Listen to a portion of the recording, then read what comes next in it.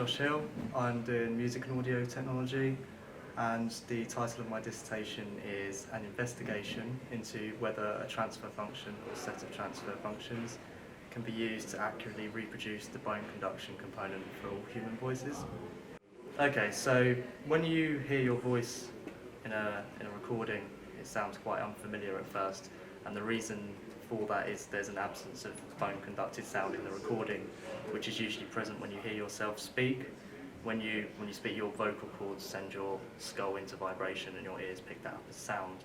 So with my dissertation, I've kind of set out to see whether it's possible to model this phenomenon with bone conduction, and I basically built an audio plugin that is capable of taking a recording and applying bone conduction to it.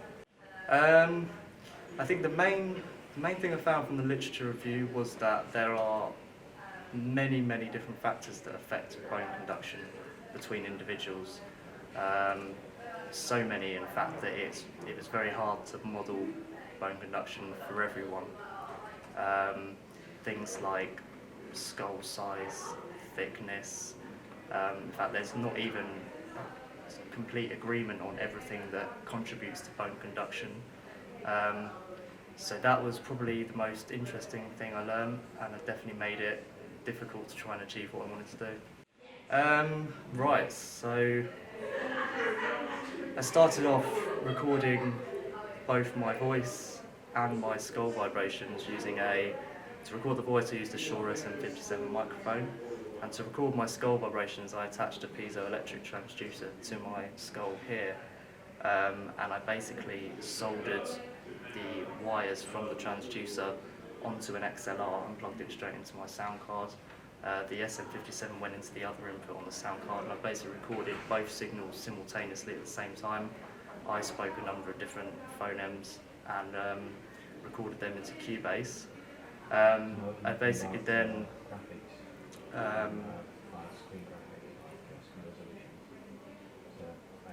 I then had to use MATLAB to take both signals into it and produce a number of transfer functions for each phoneme, which were then used to design the filters that are in the audio plugin. To design the plugin, I coded the whole thing in Xcode using C++. But the main help that I got was with a collection of classes, like a library called Juice, and that helped very much with the user interface side of things. They have a lot of built-in dials and image buttons and text boxes and things like that, which made it easier to do the user interface, which meant that I mainly focused on the sound side of things when it came to designing the plugin.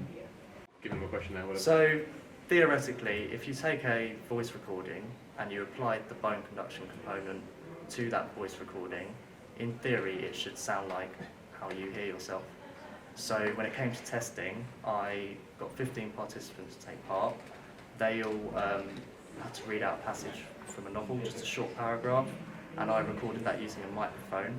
And I got each participant to listen back to their recording, and they used the plugin to apply bone conduction to their recordings, and they were asked to provide an accuracy rating on how much they thought it sounded like their own voice to them.